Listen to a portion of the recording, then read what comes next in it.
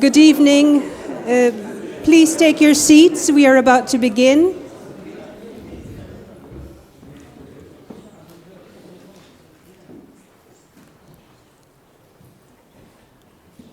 Ladies and gentlemen, the Ambassador of the Republic of Poland to the Court of St. James's, Professor Piotr Wilczek.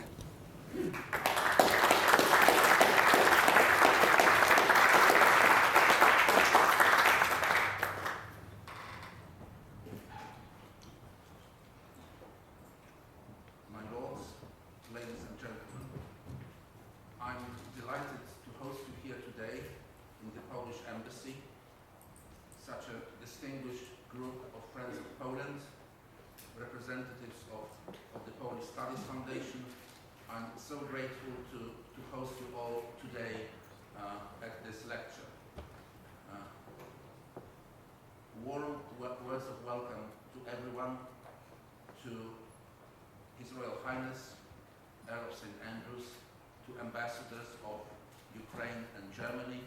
I'm so delighted that we have such great friends, neighbors, Germany and Ukraine, that ambassadors found time to join us. As you all know, Professor Norman Davies cannot be with us today. We wish him good health and speedy recovery, but we know that he is well. And together with the Polish Studies Foundation, we decided to invite to speak today, to organize a joint lecture of two distinguished professors, Professor Robert Frost from the University of Aberdeen, as all of you know, the author of the Oxford History of Poland-Lithuania, already a bestseller, and Professor Stanley Bill, who is chair of Polish Studies and indeed Slavonic Studies at the University of Cambridge. So I believe that the lecture, this joint lecture, will be a great success, will be very interesting.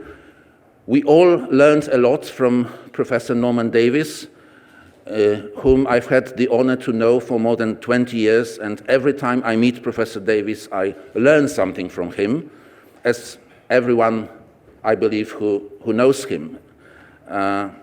Professor Davies was with us at the reception held in this building after my presentation of credentials to Her late Majesty Queen Elizabeth II, and when he was speaking at this reception, he said something like, as Ambassador Wilczek, as a Renaissance scholar, knows better than me, 500 years ago, Ioannes Dantiscus, the first Polish envoy to London, arrived in England.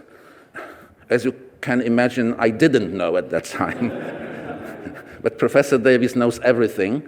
So thanks to his inspiration, we organized a very nice event at the Warburg Institute. Some of you were at this event and celebrated Ioannes Dantiscus, the first Polish envoy to England. For me, it was especially important because everyone knows that Poland regained independence 105 years ago, but not too many people know that Poland is a very old country.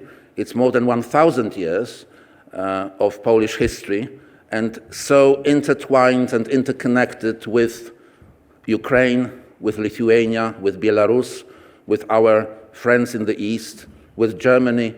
So it's very important to have here such a renowned early modern scholar as Professor Robert Frost, who I believe will tell us more about complicated Polish, Ukrainian early modern history, and Stanley Bill, who will, I understand, introduce us into more modern issues.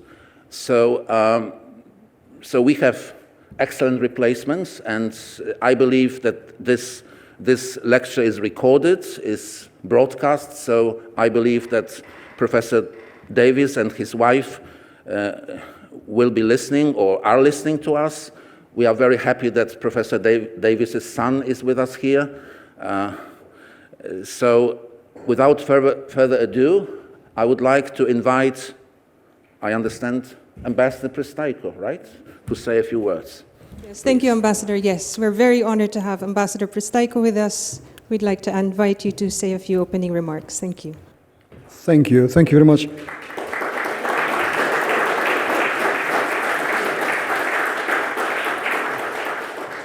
Piotr, my friend, thank you. It's a great opportunity for us to come here and actually to, again, find out something fascinating. I'm quite intrigued to find out about Ukrainian-Polish relations.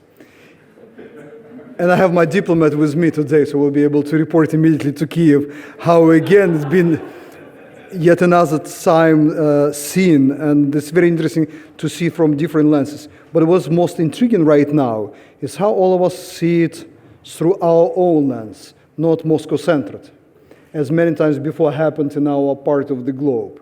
You know, this last war in Ukraine, which costed us so much already and will probably cost, allows one thing, to come back to our own views on the world, on our own way, how to find what are the friends, what are the enemies of ours, to sort of reshape our own view on many, many things and events in Europe right now.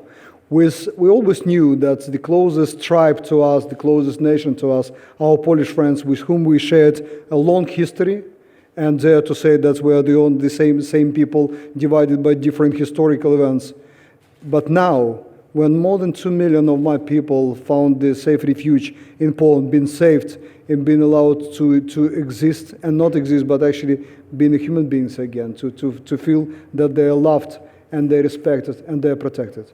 Piotr, we are happy to find this moment in our history, in our common history, when we again, without holding something back in our minds, to appreciate the closeness, to appreciate our long history, and if we have to revisit this long-standing history. So I'm delighted to be here with you today, to listen to the minds much greater and more knowledgeable than us, to find out what can be actually done with the future of our relations, because I believe that the present and past will be covered by two distinguished professors. Thank you very much.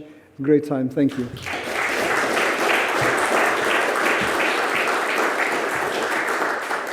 Thank you very much, Your Excellency. That was very moving. We now proceed to the highlight of tonight's evening. And it is my absolute pleasure to introduce to you our two speakers who will speak to us jointly on the Entangled Histories, Poles and Ukrainians Across the Ages. Very intriguing title indeed. Our first speaker for tonight is Professor Robert Frost.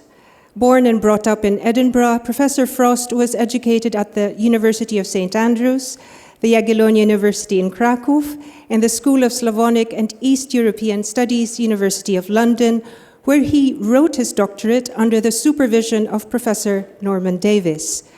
Professor Frost taught history at King's College London from 1987 to 2004, and then joined the faculty of the School of Divinity, History, and Philosophy at the University of Aberdeen, where he held, and he has since held, the Burnett Fletcher Chair in History from 2013.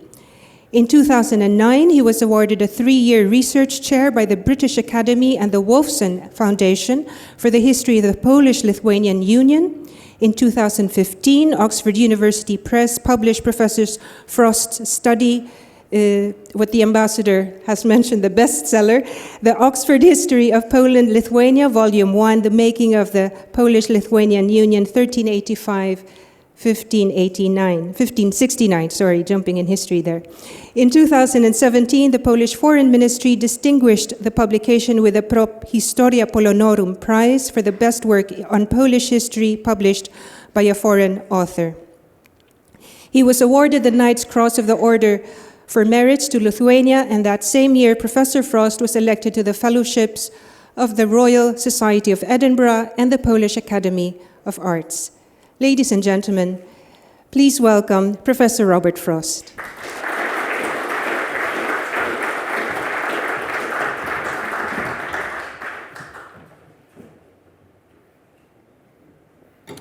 Thank you very much for that generous introduction. I had to get up at 3:30 this morning to catch the 6:05 plane And I finished writing this lecture between Terminal 5 and Knightsbridge on the Piccadilly line, so...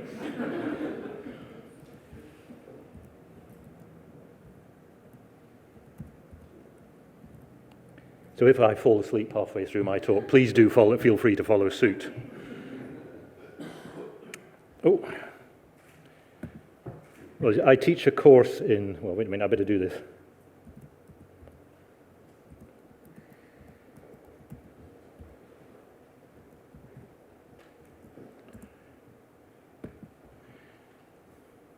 Caps lock is not on.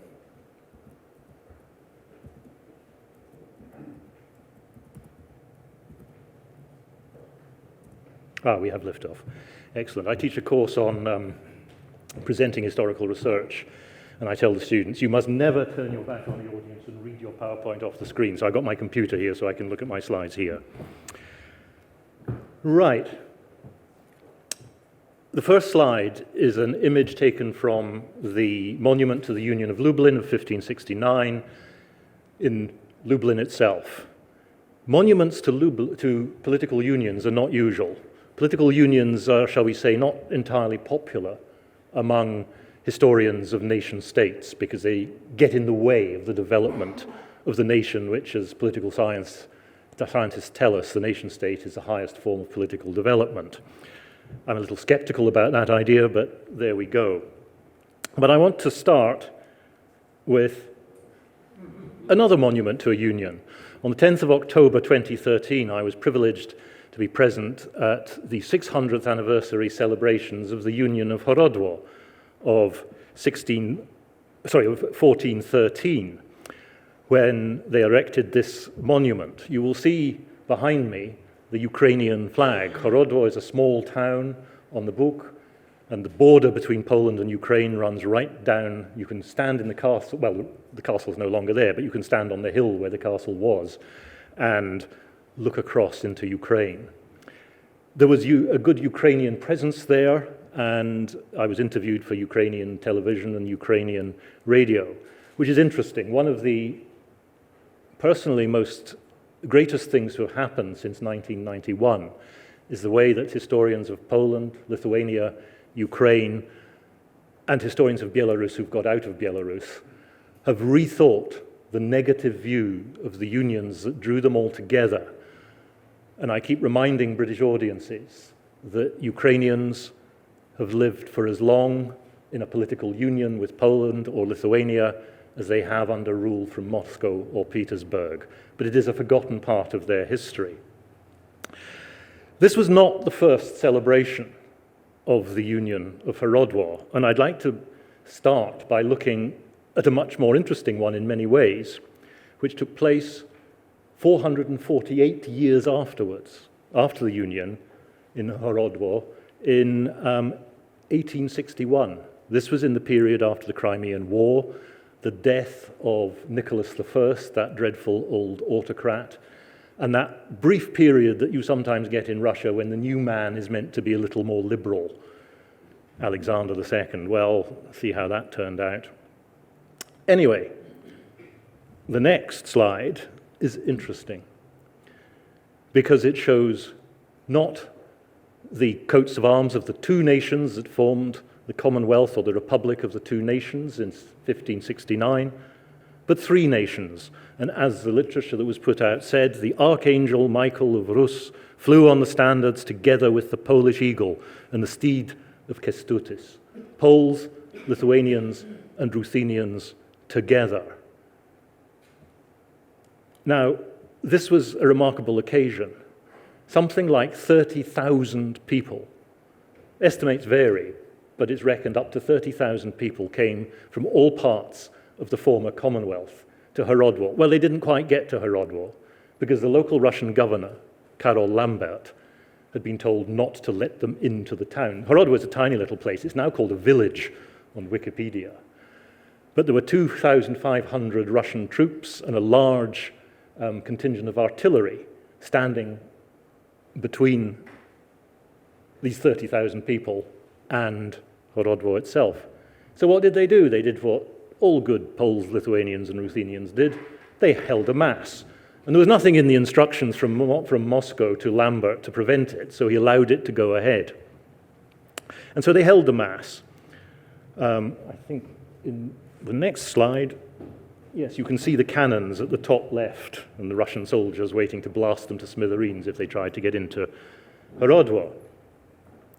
But on the occasion, a sermon was preached, and it was a sermon preached by Father Stefan Laudashevich, who was a Greek Catholic, a uniate priest from the Cerkiew of St. Norbert's in Krakow. Let Poland not forget its Ruthenian sister. Let Rus not forget its Polish sister. Each of them has perpetrated many blunders in days gone by.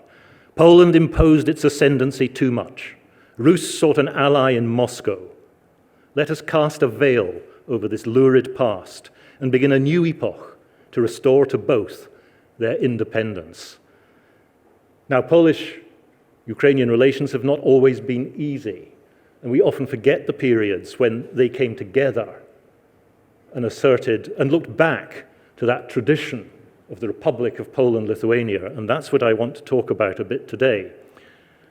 After they'd preached this sermon, they went on to sign an act of renewal of the Union of Horodwo, 10th of October 1861. We, the undersigned envoys and representatives of all territories, palatinates, and cities of Poland, that's an old-fashioned use of the term Poland, before the partitions, gathered here today on the fields outside the town of Horodwo, declare that we renew the union, binding Lithuania to Poland, and we include in it the union of Poland and Lithuania with Rus on the basis of the complete equality of rights of all nations and faiths, joining together with the aim of raising our fatherland from its current misery and restoring its complete independence. Our fatherland. They're talking of the Polish-Lithuanian Republic that had disappeared in 1795. Everybody who came, 8,000 people signed this. And the crowd had been told to bring with them a sack of earth from their homeland, and with it they started to construct a kopiec, like the Kopiec Kościuszki outside Krakow. Of course, as soon as it was put up, the Russian authorities tore it down, because that's what Russian authorities do. But in 1924, it was rebuilt, and the literature about it said this: we must look into the past and draw up a plan for the future. And we are now at a moment when that is what we must do. Ukrainians have come together again at a moment of crisis for the sister of Rus, for the brother Ukrainians. And we can only understand what's going on by looking back, by looking into the past and considering it. So there we are, the Kopiec, rebuilt. The Union of Horodwo, we must look into the past and draw up. Sorry, I forgot that this bit's not linked to that bit. So anyway, this is the Union of Horodwo. The Union of Horodwo is actually a rather odd one to choose to bring the Ukrainians into the picture, because out of the 7 major union treaties that Poles and Lithuanians signed between 1385 and 1569, this is the one that leaves the Ruthenians out. Horodwo was a castle of Vytautas, of Grand Duke Witold, in Ruthenian territory, but the great princes of Rus were not invited, and this was the Act of Union that stated that all central offices in the Grand Duchy of Lithuania could only be held by Catholics.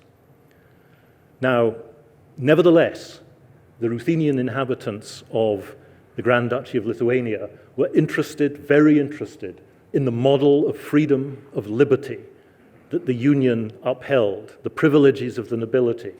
And in the 1430s, well before, 150 years, 160, 170, I'm no mathematician, before the Reformation, they were granted not full political rights, but most political rights in the 1430s, after a brief period of civil war. The clauses of Horodwo about not holding central offices were left in place, but basically they were given the freedoms, rights, and of the Lithuanian nobility that had been granted at the Union of Krevo. And this was a union in which Ruthenian culture played a very large part. Famously, Jagiełło brought, his mother was Orthodox, he'd chosen Catholicism, I believe, to preserve a separate Lithuanian identity, because the choice was becoming Orthodox and the entire dynasty virtually was Orthodox. And Lithuanian would have disappeared. So Jagiełło chose Catholicism for Lithuania, but he brought Ruthenian artists to decorate his court, to decorate the wonderful chapel of the Holy Trinity in Lublin, and there he is, kneeling before the Virgin. And of course, because Lithuanian was not a written language until the 16th century, Ruski, Ruthenian, was the legal language of the Grand Duchy. Well over half of the inhabitants of the Grand Duchy were Orthodox Ruthenians, and Ruthenian was effectively the political language. You cannot carry out government unless you have written language, or modern government in the 15th century.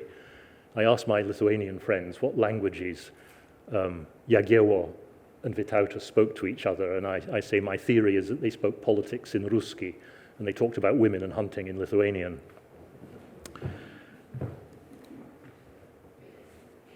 In 1529, the law of the Grand Duchy was codified in the first statute. The Poles never got round to codifying their law. There were too many arguments about it, but Lithuanians did. And much of the basis of that law was the Ruska Pravda, the old law of Kievan Rus that had developed over time. The cultural input of the Ruthenians to the Grand Duchy of Lithuania was enormous. But it was the second statute in 1566 that was the key one, again in Ruski. Neither of these statutes was printed at the time. They were all handwritten.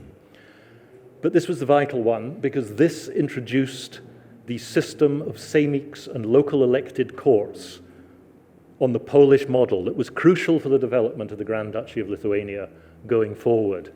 And it was demanded by the lesser nobility in both Rus and Lithuania. There was a petition signed in 1562 at a military camp in Vitebsk where, guess what they were doing? They were fighting the Russians, the Muscovites.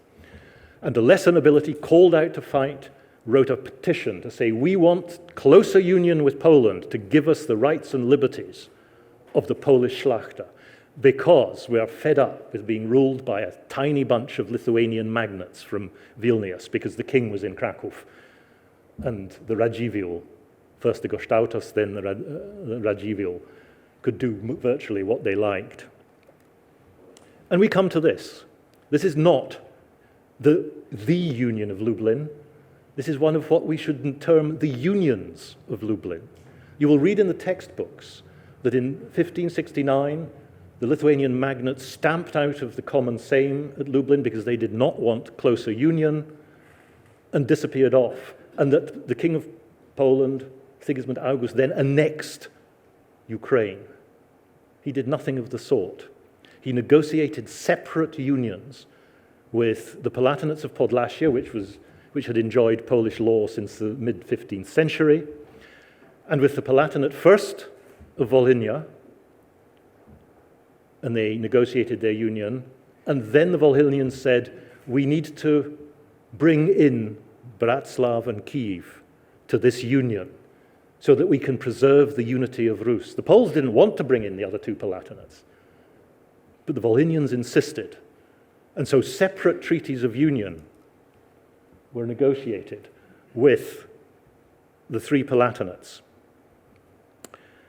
And let's read some of what they say. And with regard to the aforementioned lands and principality of Kiev and all its territories and citizens, note that word citizens, each and every one, we release and remove them for all eternity from the authority, obligations, and jurisdiction of the Grand Duchy of Lithuania, and unite them with the Kingdom of Poland as equals to equals, as a free people to a free people. So the Ruthenians, the Ukrainians, as they were to become of the southern Palatinates, were drawing in this Republican idea, this Renaissance Republican idea of a community of citizens a very different political tradition, a very different political culture from that was being prepared in Moscow.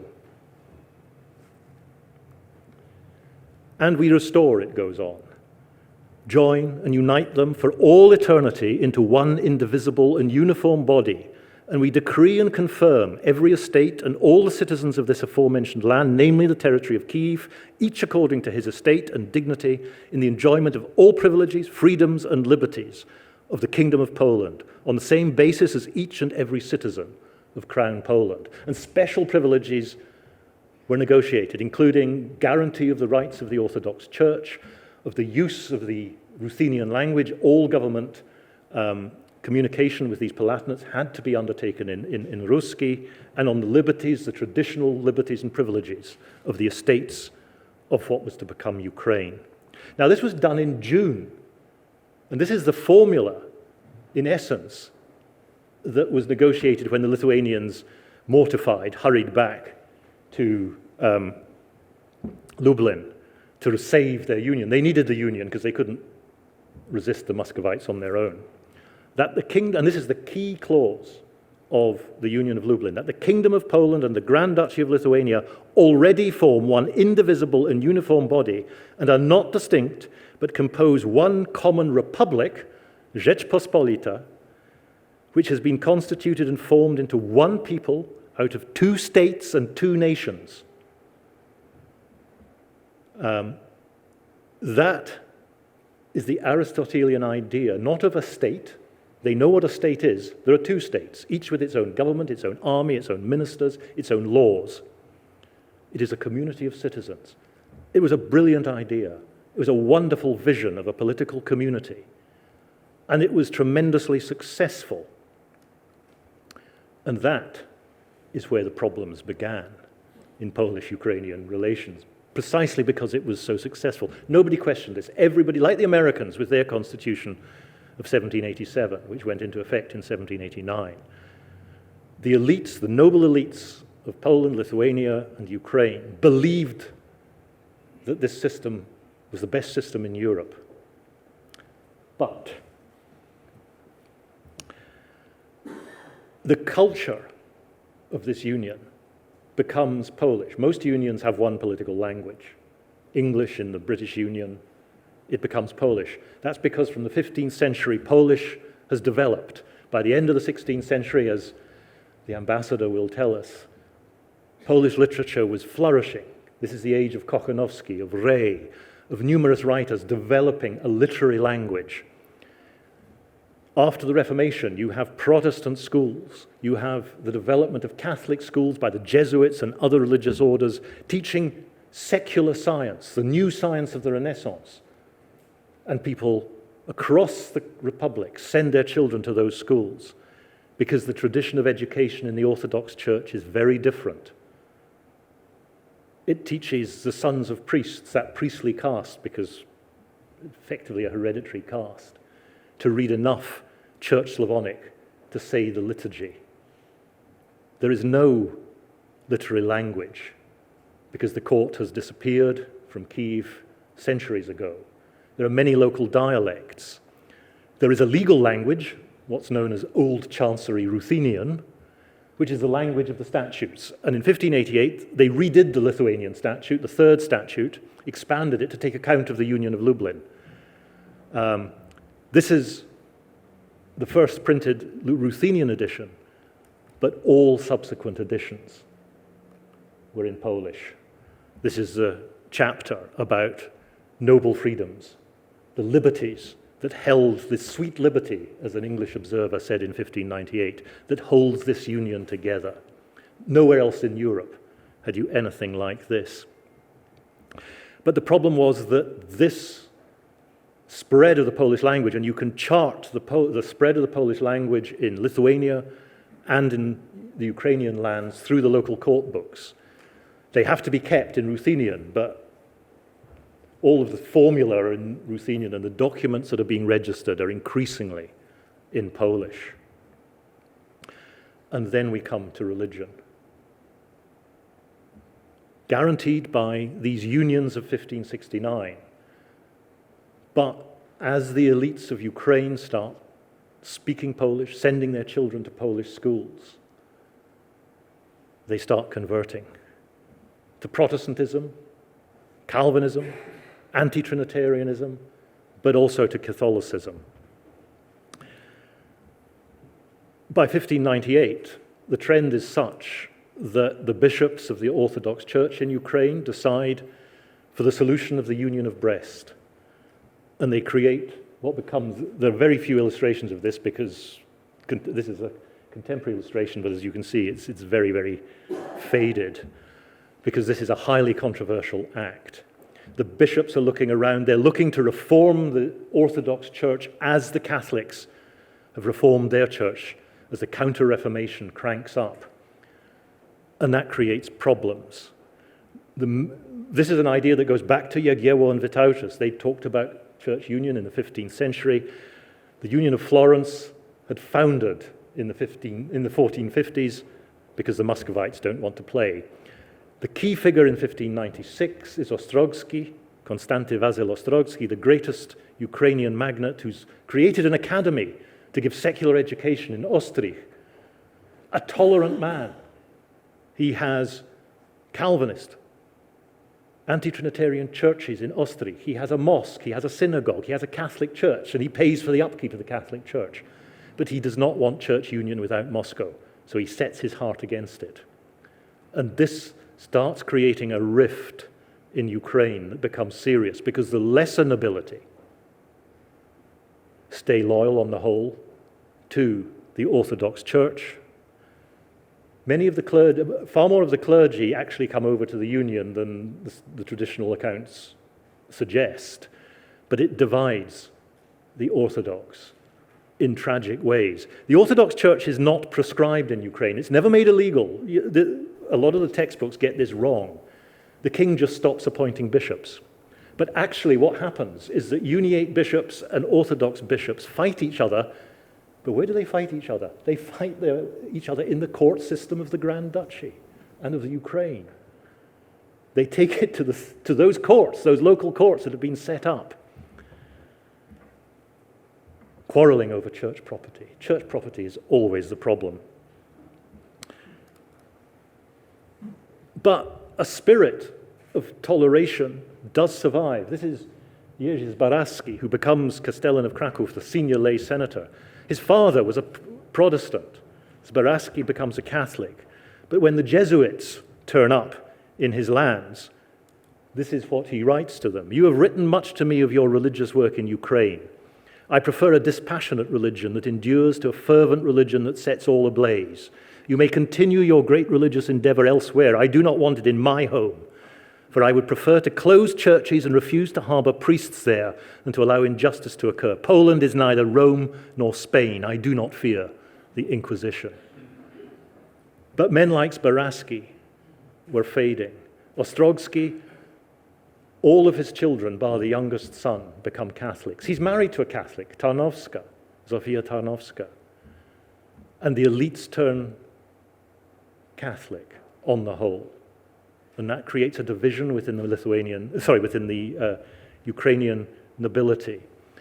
And that is what effectively brings about the divisions that lead to the great explosion of 1648, Khmelnytsky's revolt, partly because if your local court system elected court system is increasingly dominated by Catholics, can the Orthodox obtain justice? Khmelnytsky believes that in his court case he cannot obtain justice from a court that's loaded with Catholics. The Ruthenians, the Orthodox, feel themselves to be second-class citizens, and we know of many modern democracies that struggle with this. Minorities that feel they are second-class citizens. And that is the underlying problem that leads to the explosion. And in many respects, the Orthodox, I would argue, the Cossacks, are the conscience of the Commonwealth. The 1641 Sejm, Adam Kisiel, Castellan of Kiev, stands up and argues that one part of the body politic has been polluted because there is no equality between the Orthodox nobility and the Catholic nobility. Men like Zbaraski had become Catholic. They didn't believe that they'd become Polish in the modern sense. They believed they were Athenians. I'm not going to go through what followed. The bad period, the Ruina, when Ukraine, this political community, fell apart.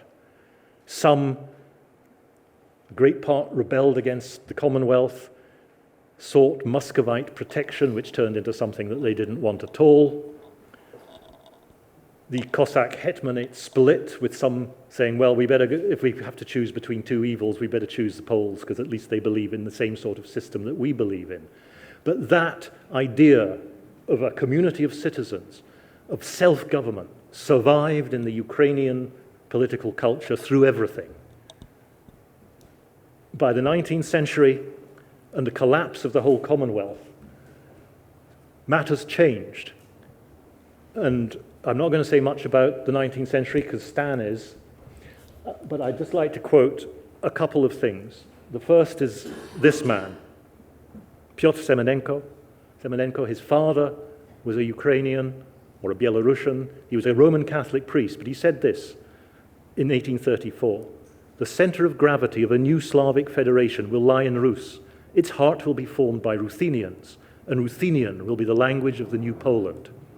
A few years later, Adam Jerzy Czartoryski, a great Catholic Ukrainian magnate, said this, I am above all a Pole. My whole life gives sufficient proof of that, but I'm also Ruthenian and Ukrainian. He says he's a Ukrainian in 1855. But increasingly in the 19th century, as the idea of the nation state, that you couldn't be a proper state without a nation without a state, seeps into the body politic, and ethnic nationalism arises. And that's the point at which I shall hand over to Stan, because he knows a lot more about this than I do. Thank you very much, Professor Frost. Fascinating. We'll leave our questions for later, and please allow me just to very briefly introduce our next speaker. Dr. Stanley Bill completed his doctorate in comparative literature at Northwestern University in Illinois. He lectured at the Jagiellonian University in Krakow before coming to Cambridge, and he is currently a member of the Faculty of Modern and Medieval Languages at the University of Cambridge. He is Associate Professor of Polish Literature and currently serves as Director of Polish Studies and the School of the Slavonic Section and Chair of the Cambridge Committee for Russian and East European Studies. Dr. Bill his work focuses on 20th century Polish literature. He has published many articles and books. He's also a translator of Polish literature. His recent translation of Bruno Schulz's short stories just came out last year, Nocturnal Apparitions. In 2018, Dr. Bill received the Best Lecturer Award at the annual Student-Led Teaching Awards from the Cambridge University Student Union. And aside from his work in academia, Dr. Bill is also editor-at-large of the news and opinion service Notes from Poland, where he hosts the NFP podcast. Ladies and gentlemen, please join me in welcoming Dr. Stanley Bill.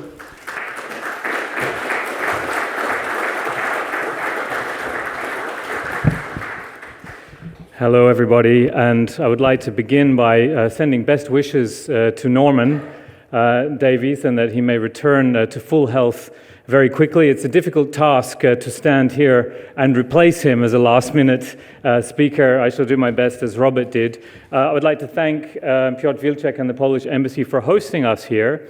And I would like to extend a special greeting to Ambassador Pristaiko and to express solidarity with the Ukrainian people and Ukraine in the fight for freedom. On behalf of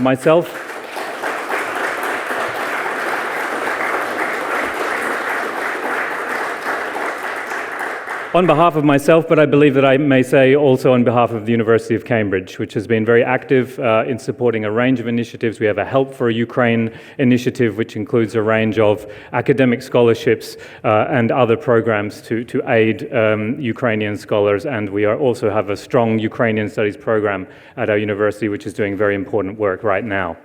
So I'm going to shift the perspective and the discipline from history to literature and culture, which is my area of specialization. And we're which I think also reflects the diversity of the project that we're, at least in some part, here to promote, which is that of the Polish Studies Foundation and this broader idea of what Polish studies can be. And I will talk a little bit then about 19th century, in fact, Polish and Ukrainian literature and dialogue between them. But I do want to start with something of a provocation, perhaps, for Robert, which is really to ask a question, and it's perhaps a question for all of you. I don't have a ready-made answer, and a question we might discuss, which is what really is the use of history? What is the use of history in present-day relations between countries? And in particular, what is the use of history in present-day relations between Poland and Ukraine? And my provocation, perhaps, is to ask whether it might have limited use compared to the present. Because in some sense, if we talk about Poland and Ukraine, even those words, or the word Ukraina, or the adjectives that are derived from it, have very, very different meanings in the period, for instance, that Robert is talking about, that they do today. The societies living in these areas are almost unrecognizable, and indeed even completely different from what they were in the 20th century. To a certain extent, the history of Polish-Ukrainian relations can be understood as a history or a story of a certain failure to manage internal diversity of the composite Polish-Lithuanian state that Robert is talking about, with full respect for all of the successes that we should also remember, as Robert reminds us.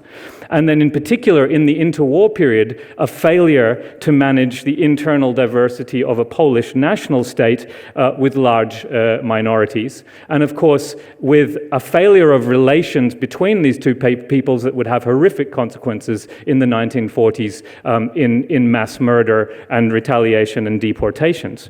Whereas if we turn to the post-1991 period, we have a story of success, of a successful management of the development of relations between two independent countries. And I think this is an important point to note. The key difference here is precisely the existence of an independent Ukrainian state. That is what is new in these relations from 1991, and that is accompanied, of course, by a radical shift in Polish historical and geopolitical understanding, and a shift that was reflected in the fact that Poland was, of course, the first state to recognize Ukrainian independence in 1991, and a shift that had been started in intellectual circles in the 1970s and 1980s, of course, in the Kultura circles in Paris and émigré intellectual circles. But then particularly if we look post-2014, the successful management of internal diversity in Poland with large-scale Ukrainian migration, even before the escalation of Russia's war in 2022, which has involved a massive scale of person-to-person contact between Poles and Ukrainians, a steady rise, if we look at opinion polls in Poland, in a positive view of Ukrainians among Poles, and vice versa, for that matter, with very, very little negative backlash against an unprecedented wave of immigration for a country that after the Second World War had been, really for the first time in its history, ethnically homogeneous, and culminating, of course, in the incredible solidarity of this moment of 2022. The combination of hard geopolitical interest with genuinely altruistic desire to help and genuine admiration of Ukraine and Ukrainian people in their fight for freedom and self-determination. So in a certain sense, it is this extraordinary present moment that perhaps seems to me, again, it's a provocation, I do not have a final view on this, and of course history remains important, we should continue to discuss it. But this present moment is extraordinary, we must recognize this, and the present moment will be the foundation for the future of Polish-Ukrainian relations. So that's a preface, and then I will move on to talk a little bit about some aspects of the Polish-Lithuanian Commonwealth and 19th century literature with a focus on the concept that I've already mentioned a couple of times, the concept of freedom. So if Ukraine has symbolized the failure of the multi-ethnic, multicultural, multi-confessional Commonwealth, at least in some dimension, then the nature of this failure varies in different interpretations. So from the perspective of many later Ukrainian interpreters, perhaps most notably and starting with the great historian Mikhailo Hrushevsky of the late 19th and early 20th century, the Commonwealth, and this is a common view among some Ukrainian historians, was always a project of Polish Catholic hegemony. over Eastern Orthodox Ukrainians, Ruthenians, and Cossacks, and its diversity and tolerance were therefore, from this perspective, again, a polemical perspective, were merely pretexts for the dominance of the Polish nobility, which oppressed the Ukrainian peasantry, both economically and religiously, and had relations that were not equal with Orthodox nobility. So some Polish and international scholars have supported this view in recent times, using post-colonial theory to present the Polish mission in the East as a colonial or imperial enterprise in political, economic, and cultural terms, so that Ukraine becomes a typically colonized periphery of this state, a vast reservoir of natural and human resources to be exploited by Polish colonial overlords who exported Ukrainian raw materials to various centers, either in the Polish heartland or in Western Europe. So from this point of view, the multiculturalism and pluralism of the Commonwealth was always of a quasi-imperial kind, where one dominant group draws others into a heterogeneous polity that's nevertheless subject to its own monopolistic cultural power. So this is one, and political power. This is one point of view. Now, other scholars, especially in Poland, have rejected post-colonial interpretations of the Polish presence in Ukraine as simplifications of a much more complex set of relations. So they argue, for example, that there was never an invasion or a conquest of Ukraine by Polish forces. The 14th century Lithuanian absorption of former principalities of Rus was partly consensual, producing this mixed Grand Duchy, and later when the Ukrainian lands became part of the Kingdom of Poland, as Robert highlights in 1569, it was some of the Ruthenian elites themselves who had pushed for this outcome. And so there are a number of arguments that would be made that would separate this set of circumstances from the more familiar imperial histories that we know of Western European powers whose empires were maritime. Now, these are obviously recklessly brief summaries of different schools of thought. Now, perhaps all of these historical interpretations have some validity, maybe not equal validity, but some validity. It is true that the Kingdom of Poland did not originally conquer the Orthodox Ruthenian lands. There was no single colonizing moment, but nevertheless, perhaps my sense would be, at least, that it's possible to refer to the gradual emergence over time of a situation that in practice had increasingly colonial characteristics. The Ruthenian elites had always exploited the labor of the Ruthenian peasantry, but as they adopted the so-called Polish religion, i.e. Roman Catholicism and language, they cut themselves off culturally as well, exacerbating and nationalizing, in a slightly anachronistic use of that word, the social divide. So the gradual development of these quasi-colonial relations between the dominant Poles, in inverted commas, because again, these terms can't be used one-to-one as we use them today, and subordinated Orthodox Ruthenians who were no longer represented in the body politic, aggravated existing social tensions, which then exploded in the bloody rebellions that happened in the 17th century, which were also conditioned by the Cossacks' emergence as a military force willing to identify with and to defend the Orthodox faith as they understood it. Now, what of course is important, and I think it's what Robert is highlighting, is that this historical train of events was perhaps not the only possible course for Polish-Ruthenian relations. And there's something in the aspiration of the union which gestures towards something else. And there is, of course, a long tradition of lamenting the failure to institute a truly cooperative and equal union of three nations in the Commonwealth. The ambition of the unrealized Treaty of Hadziach, or Hadziach, of 1658, which would have created a separate Ruthenian realm and this Commonwealth of the three nations. So this doesn't work though, and the 17th century marks really the failure of this cooperation, the failure to reach a compromise with the Cossacks to form a Grand Duchy of Ruthenia on the same footing as the Kingdom of Poland and the Grand Duchy of Lithuania. And it would be the beginning of the decline, and we shouldn't think teleologically, but this is a retrospective interpretation, but it is the beginning and it is part of the long decline of the Commonwealth for very many reasons, into the final catastrophe of the partitions. If we jump forward then into the 19th century, which is the key moment after the partitions for the development of modern Polish and Ukrainian national identities. I just want to give you a couple of examples of a literary conversation, a Polish-Ukrainian conversation about that difficult history that's happening in the 19th century, but looking back to the violence of the 17th and 18th centuries.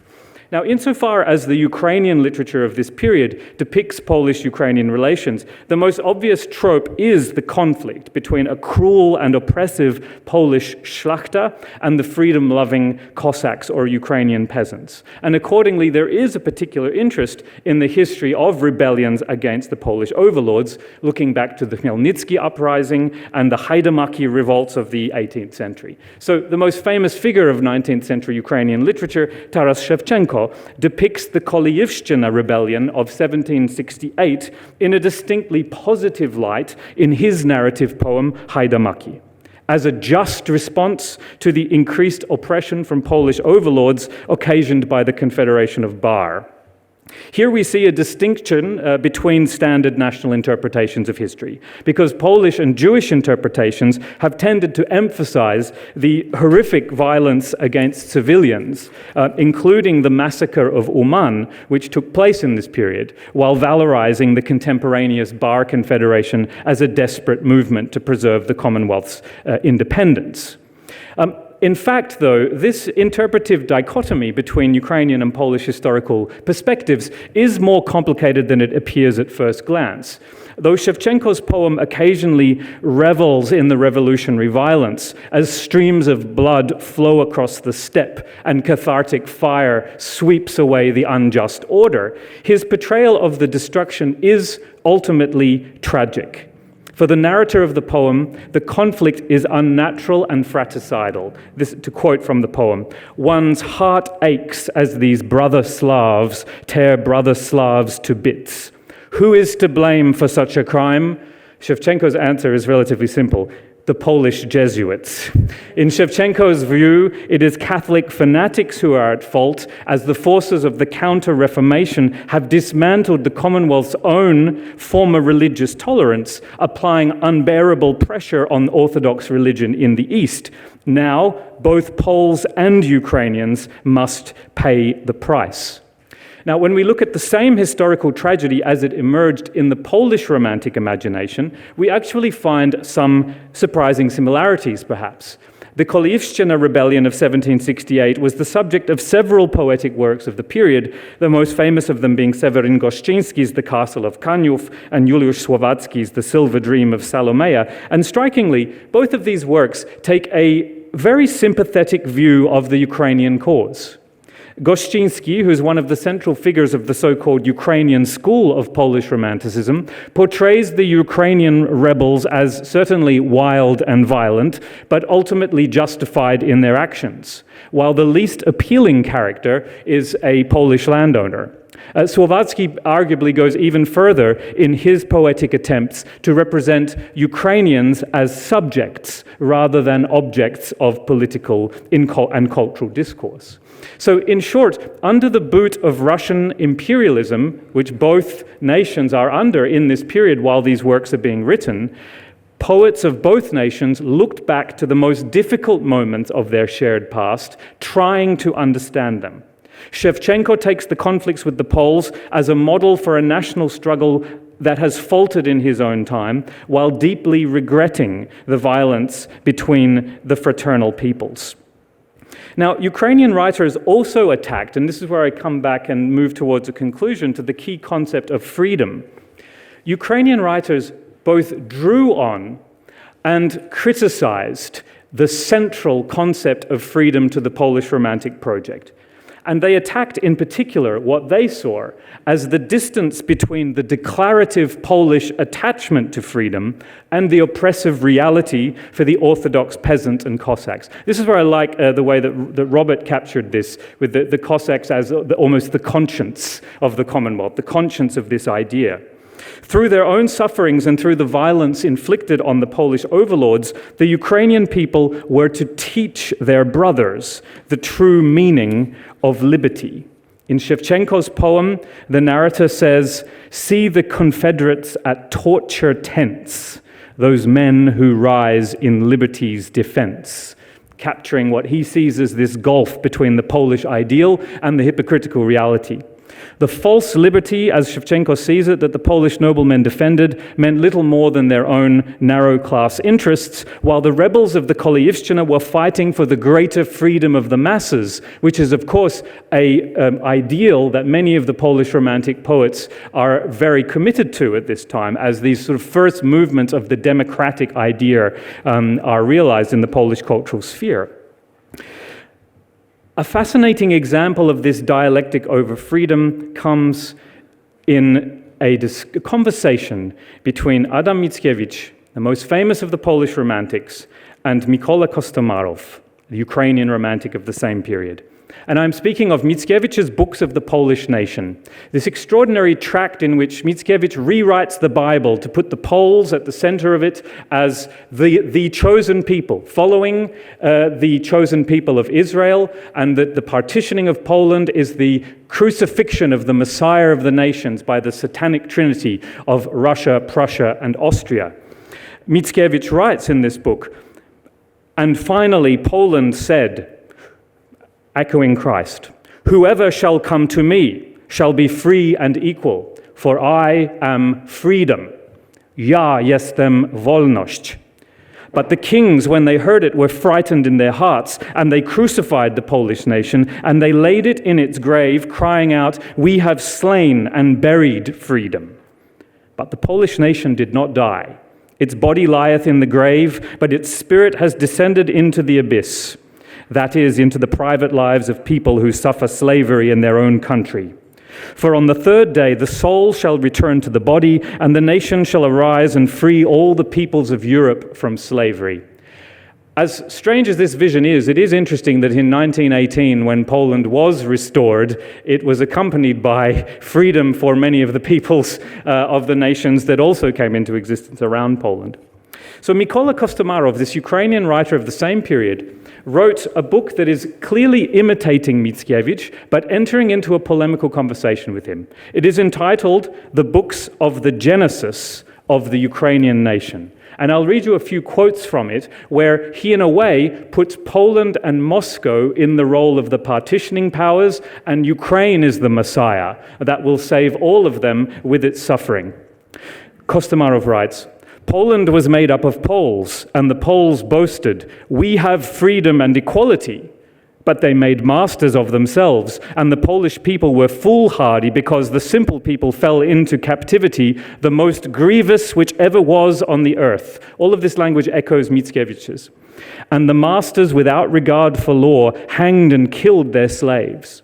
And Ukraine wanted again to live fraternally with Poland, indivisibly and separately, but Poland in no way wished to renounce her nobility," and so on and so on. "And Ukraine was destroyed, but it only seems to be so. Ukraine lies in the grave, but it did not die." And then he talks about how Ukraine, when it is restored, will bring freedom and brotherhood to all of the Slavic nations. True freedom, true freedom. But Poland would not have it, and they did not allow Poland to do this as punishment. They, the Muscovites, ravaged Poland as before they had ravaged Ukraine. And Poland deserved this, because she had not heeded Ukraine and had destroyed her own sister. But Poland will not perish, because she will be awakened by Ukraine, who does not remember evil and loves her own sister as though nothing had occurred between them. And finally, to conclude, "And Ukraine will be an independent republic in the Slavic Union. Then all the peoples, pointing to the place on the map where Ukraine will be, will say, 'Behold, the stone which the builders rejected has become the cornerstone.'" And it's very interesting. When I read those words, I cannot help but replace the Slavic Union with the European Union. And when I think of the Ukrainian defense of the core with blood and with courage of the principles, the core principles of the European Union, this stone that has been rejected, that will become the cornerstone. So what is interesting here is that Kostomarov, like the Ukrainian nobles earlier, as Robert has told us, were drawing on and using Polish ideas of freedom. The Polish idea is inspirational and extremely important in the development of a Ukrainian history that is separate, entirely separate from that of Moscow. But at the same time, they are also engaging in a conversation, in a dialectic, in sprawdzam, in verifying the concept of freedom and what its true meaning is, at least as the Ukrainian Romantic writers understand it. To conclude, the concept of freedom is powerfully at the center of the national imaginaries of both Poland and Ukraine. Polish notions of political freedoms influenced Ruthenian thinkers and nobles. But as a modern Ukrainian national idea formed, Ukrainian writers accused Poland of not fulfilling its own ideals. In the present, we see Ukrainians inspired by Poland's successful pursuit of freedom and prosperity after 1989, and especially in its joining of the European Union. But now, we also see Poles and others all around the world inspired by and learning from the Ukrainian struggle for the same concept, for freedom. Thank you very much. Thank you very much. Thank you very much, Dr. Bill. That was fascinating.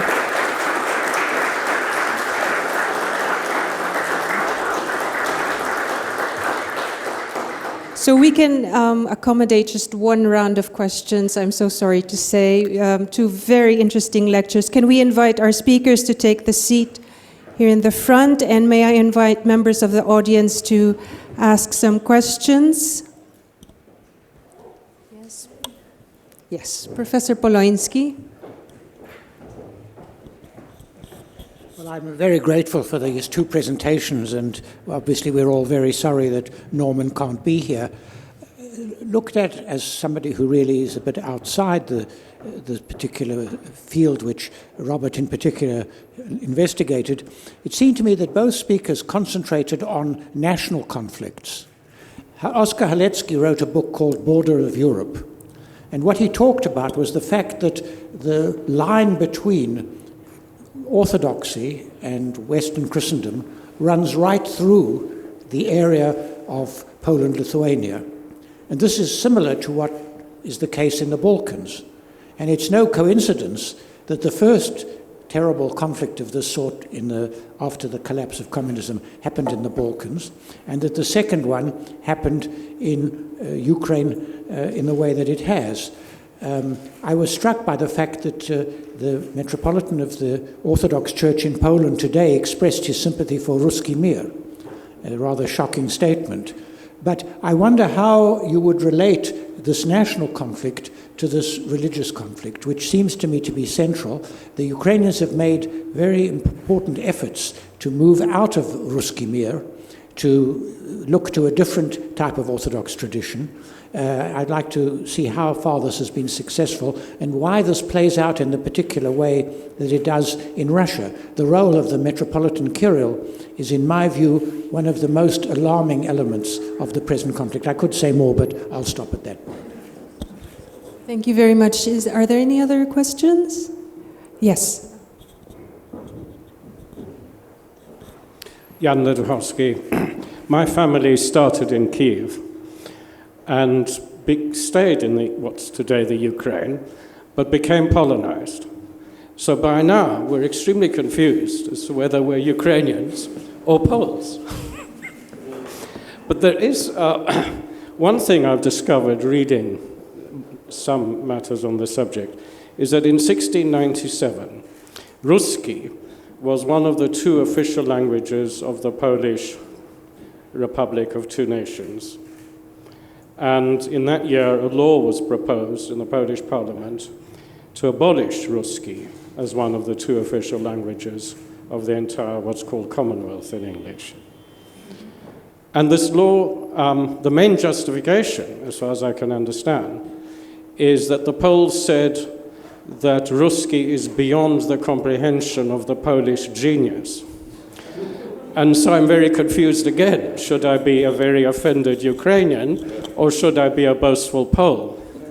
This law was passed in the age of liberum veto, which means that my Polonized Ukrainian ancestors did not veto it.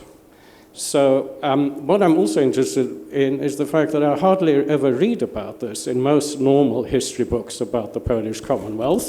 You can look up 1960-97, abolition of the, you'll find a lot of books don't even mention it. So my question really is, do you think it's of any importance? Thank you. Yes, we just have one more question, yeah? John Martin, University College London, a simple doctor who knows nothing about these things. But in Aristotelian terms, isn't the ultimate cause of the present conflicts the great schism between the Latin Church and the Orthodox Church? Right. Perhaps I'll deal with 1697 first, because that's a very interesting question. Yes, in 1697, it was not the Poles who asked for Ruski to be abolished. It was the inhabitants of Lithuania. And the reason was that the Polish language had spread so much among the nobility, and yet they had to carry out their law in this archaic language that none of them could read. It was written in Cyrillic. You had to have special notaries. And I mentioned the march of the Polish language through the court books. I found a wonderful example in which it was a will by a woman, in fact, who was, and all the opening bit was all in elaborate Cyrillic script. And then there came the will. And I can spot the point where the notary gave up, went out for lunch down the pub, had a pint, and came back. Because he's writing ja, he writes I, Elżbieta, I can't remember her name, and he starts off in Latin script, and then he writes her surname, Kasparov or something, in Cyrillic letters. And you can almost hear him say, bugger, and then he just carries on, goes back into Latin script. But the problem was that it was the lesser nobility who complained, because they said, we cannot afford to hire lawyers who can read this rubbish. So we want a language that we can read. And it was the point at which the Polish language had conquered the elite of the Grand Duchy of Lithuania. And that was the point at which the native languages, Ukrainian, Belarusian, what becomes Belarusian, Lithuanian, they're just peasant languages, they're dialects. And in the 19th century, the Poles say, it's not a proper language. It's merely a dialect, so you can't teach it in your schools, you just have to learn proper Polish. And that causes endless problems in the 19th century. Well, I think quite a lot of what Stan and I were saying was that religion was the problem.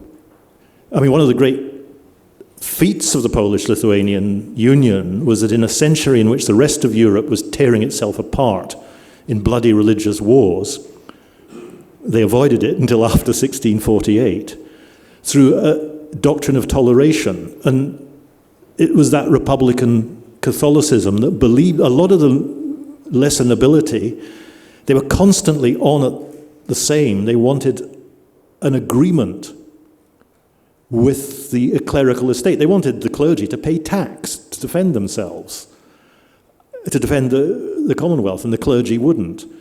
But I'm afraid that men who claim to know the minds of God are not good at compromise. And the whole Polish-Lithuanian Union was built on compromise, secular political compromise. It could not stand up to the religious fanaticism of a Hosius, of a Skarga, who just said, there's a wonderful moment when, I think it's Skarga says, well, we can agree with the Orthodox. All these matters are adiaphora. They're not matters of central to the faith. So the Orthodox can just take our line because they're not essential to the faith. And you think, right, yeah. You can compromise so long as you agree with me. It's like Putin, who says, oh yes, Ukraine was made a nation by Lenin. Nobody asked the Ukrainian people, as if Putin ever asked anybody about anything at all. And when the Ukrainian people were asked in the early modern period, Orthodox though they might have been, whether they wanted to be ruled from Moscow or in the Union, there was only one answer. I'll just say very, very quickly, if you want to talk about national boundaries and what happened after 1989, and to do some sort of historical what-ifs, I think the point that I made in my talk is that the fundamental fulcrum in Polish-Ukrainian relations is the creation of an independent Ukrainian state. That is that's the key moment in making Polish-Ukrainian relations more workable in the context of modern national identity. I'm not talking about the early modern period where when we say Poles and Ukrainians we actually mean something very different, and the idea of nation is something very different, but with respect to modern nations. But there's also a horrifying paradox, and that is the ethnic cleansing, the border changes, and the deportations that happened in the 1940s and 50s created a situation in which there were not the mixed populations on either side of the borders that characterized the former Yugoslavia and that led to bloodshed. So you had a situation that had been in existence for several decades, that those areas that had been very mixed populations now had very few Poles living there. And on the other side of the border, very few Ukrainians living there. So it's a horrifying paradox that is part of what makes it possible to create a kind of new vision. And it's part of what means in 1991, there is no Polish revanchism. There is no concept of Polish revanchism. The other aspect, to bring in our other special guest today, the German ambassador, is the territorial arrangement that meant that Poland after the war was given by Stalin essentially this former German territory, and clearly Poland in 1989 and 1991 and in 1990 was very, very keen not to open the Pandora's box of historical borders, and were trying to negotiate the western border with the Germans at the same time. So in a horrifying and perverse way, all of those historical developments have made it easier for Polish-Ukrainian relations to progress. But I think what we've seen since 2014 and 2022 is a completely new phase, and something that I think has surprised and impressed perhaps Polish society and Ukrainian society themselves and the rest of the world as well. Yeah, thank you very much. And I think on that positive note, looking towards the future, we will have to end tonight's very fascinating event. Thank you very much to our speakers for their fascinating lectures. May I thank our distinguished guests, Your Excellencies, the Earl of St. Andrews. And I'd like to thank you all, members of the audience, and those who have joined us online for taking the time to join us this evening. Thank you very much, and please join me in thanking all our speakers for tonight. Thank you very much.